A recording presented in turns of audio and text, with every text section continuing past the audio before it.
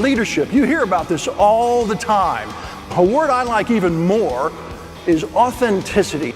I want to ask you right now to stop caring at all in the moment how much someone likes you or whether or not you are popular, and get focused on being full of character, working your butt off and producing great work, because long term that'll earn you the one thing always better than popularity, which of course is respect.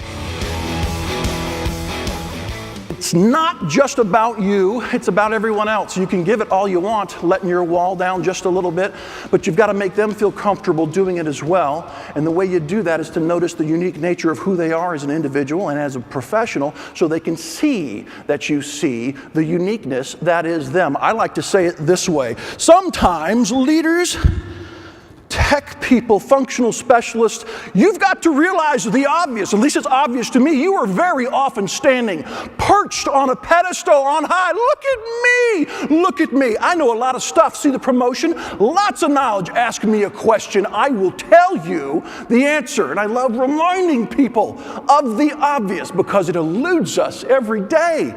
You have got to get down off of that ridiculous pedestal. Meet people where they are, at their level, and start to see what they're doing, not just what you want them to know about what you're doing, because only then does real connection ever happen.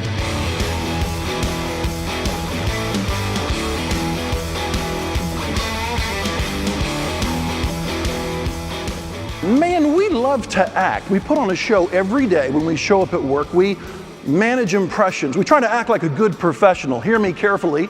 That makes you smart, but we act too much, and the result is that we are a safe, professional version of ourselves that leaves so much potential on the table, it's unbelievable.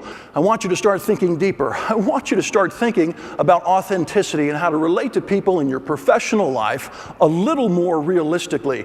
Lower the wall just a little. Let someone human you out, not just the professional. It's hilarious how much people like to relate to humans. We crave connection every day, and we don't get much. And it doesn't have to be that way. I walked into the classroom that day, and I was wearing an expensive, tailored sport coat. Very expensive, very nice, looking spiffy. Why? My boss ripped me up one side and down the other so many years earlier about what it means to manage impressions correctly, to meet client expectations, to be socially intelligent, and I listened. And so I started wearing this thing no matter where I went, even with my blue jeans. I walk into class, and we had a blast. No doubt they took me seriously, partially because I looked the part. But if you've got friends from back in high school, you cannot posture in front of them. You have to be honest. And I liked that. And I walked in. Her name was Amy. I saw her. We hugged like old friends hug. And so I went ahead and asked her. We're close enough. We're just frank. I said, "What's your advice?" And she said, "Well, listen, I think you should take off that overpriced stuffy jacket you're wearing. Intentionally roll up your sleeves and show your ink." And I thought that sounded a little ridiculous and scary given what I knew about corporate America. And I told her that, and she said, no, listen, this will work. And I said, why? She goes, don't ever forget this. Don't ever forget this. People like real. And here's the thing. It's a reciprocal process with others, which means you got to get a little more real if you want others to loosen up, do the same, so you can build trust and make candid conversations happen, which is always the foundation of innovation, authenticity. And I want to encourage you to start thinking right now about what your version of authenticity might look like. It may or may not have anything to do with tattoos. I don't care. Even though I know the age range in here and how many people probably have some ink, I'm not really talking about ink when I say show your ink. It's just a way of hooking people's minds open so they'll think about authenticity and real connection inside a relationship. But I will ask, because I'm curious, how many people have at least one tattoo? Look at that, room full of heathens, okay.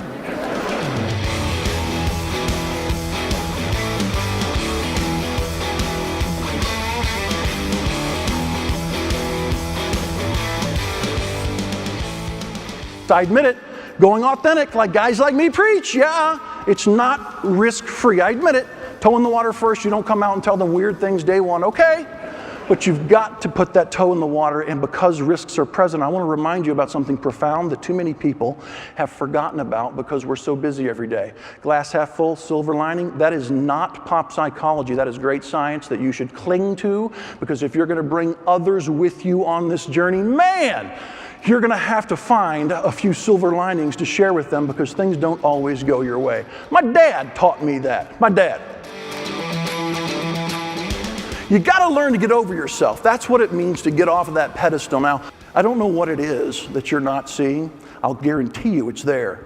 Until you hop off that pedestal, you're not likely to see it, thus you won't be able to use it. What we know about building great relationships and careers is that mostly it doesn't cost much money. It just requires some introspection and some effort to get over ourselves and start caring a little bit more about every other person around us. Oh, by the way, it's free. It doesn't cost a dime. You're welcome.